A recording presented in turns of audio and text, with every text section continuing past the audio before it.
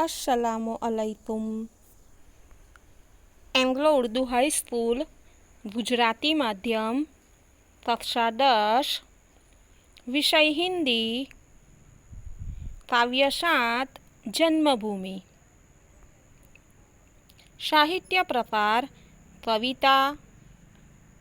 कवि सुमित्रानंदन पंत।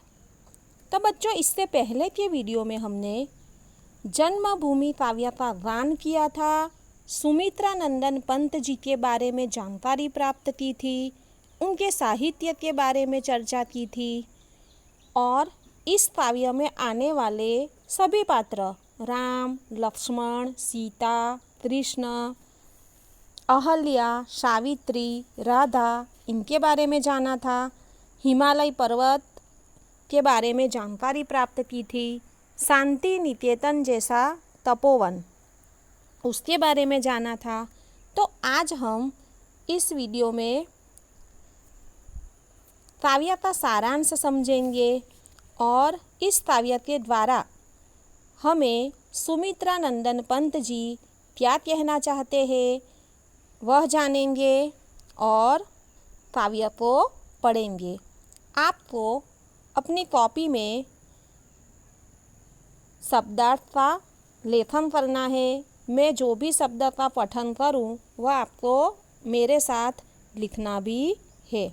तो आप भी अपनी किताब में पेज नंबर 17 पर मेरे साथ पढ़िए काव्य जन्मभूमि। तो सबसे पहले प्रस्तुत कविता में कवि ने हमारी जन्मभूमि भारत की महत्ता का वर्णन किया है।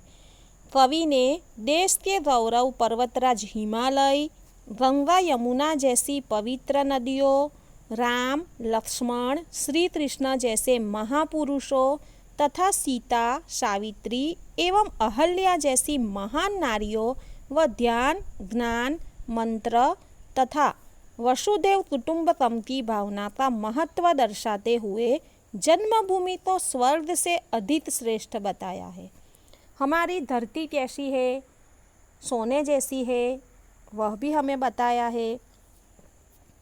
तो अब हम पढ़ते हैं काव्य जन्मभूमि। सबसे पहले जननी जन्मभूमि प्रिय अपनी, जो स्वर्गादपि चिरवरीयसी, जिसका गौरव भाल हिमाचल, स्वर्णधरा हसती चिर श्यामल, ज्योतिद्रथित गंगा यमुना जल, वह जन जन के हृदय में बसी।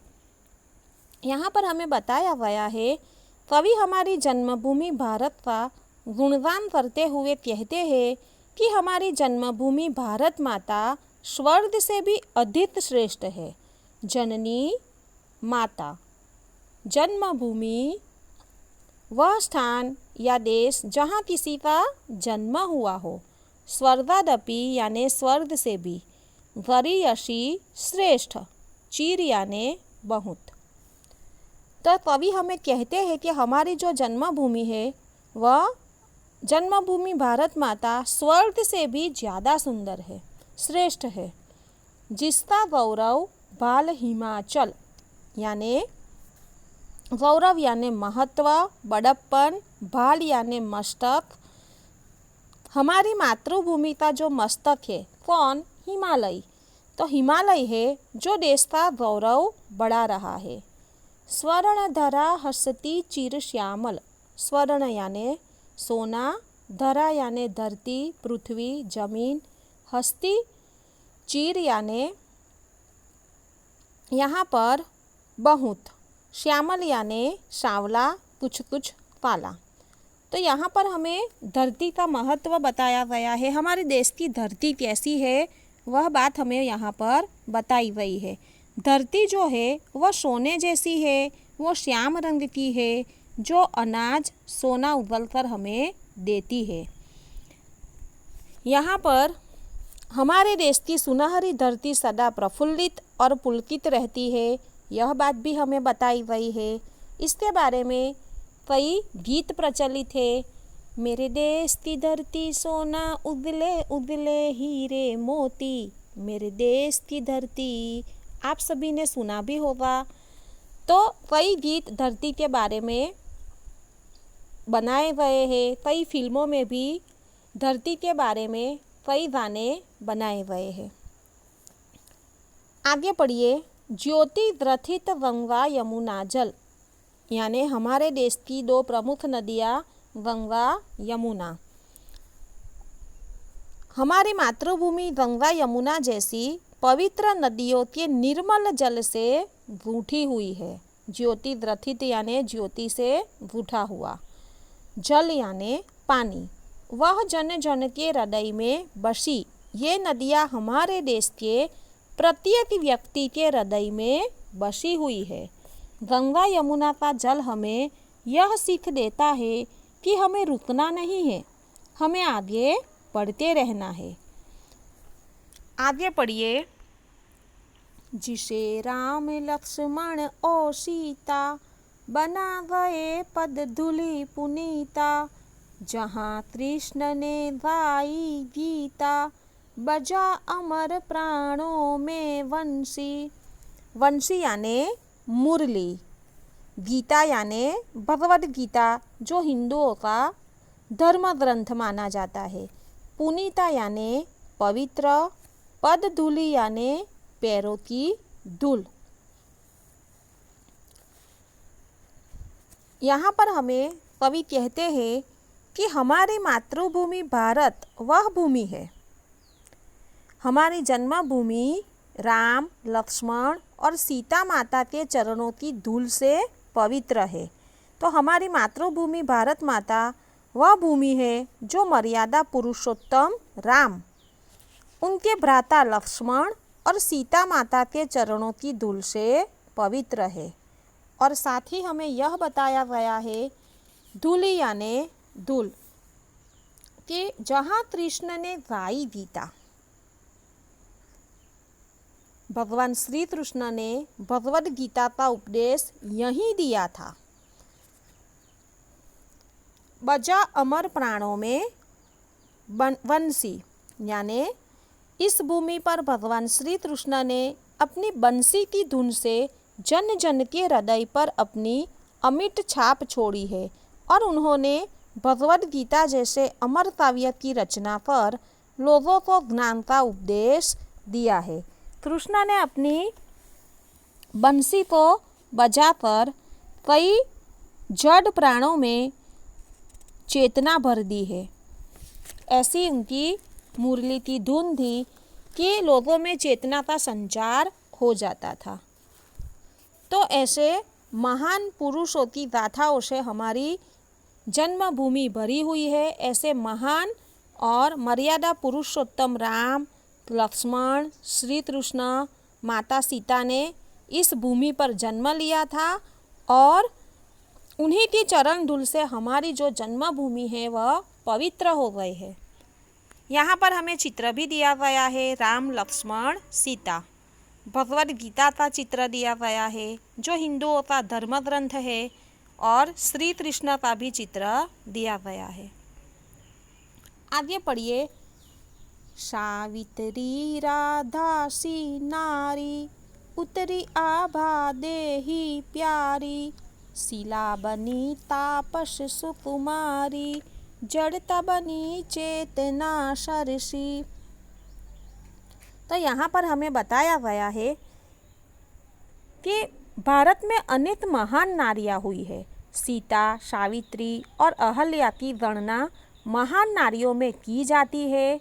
सीता जी अपने पति के राम के साथ 14 वर्ष वन में रही। इस दौरान उन्हें तरह तरह के कष्ट सहने पड़े, पर वे अपने पतिव्रत धर्म पर सदा अडिग रही और उनका जीवन भारतीय नारी के लिए आदर्श बन गया। सावित्री महान पतिव्रता नारी थी। उन्होंने यम से अपने पति का प्राण छुड़वाया था। अहल्या गौतम ऋषि की पत्नी थी। पति के शाप के कारण वे शीला बन गई थी। श्री राम के चरण स्पर्श से अहल्या का उद्धार हुआ था। तो यहाँ पर हमें सीता, सावित्री और अहल्या जैसी महान नारियों के बारे में हमें बताया गया है कि सावित्री राधासी नारी, हमारे देश में सावित्री और राधा जैसी महान नारियां हुई थी। उत्तरी आभादेही यानी यहाँ पर तेज, उत्तरी आभादेही प्यारी, जिनकी आभा से मानव जाति आलोकित है।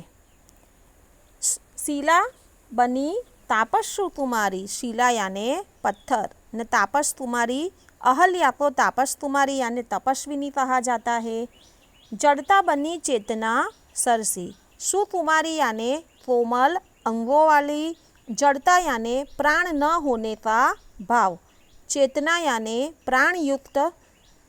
तो यहाँ पर महान नारियों के बारे में बताया गया है कि सुकुमारी नारी तपस्विनी अहल्या शापवश शीला बन गई और एक जीती जागती नारी चेतन से जड़ अर्थात निष्प्राण हो गई। जड़ता बनी चेतना सरसी।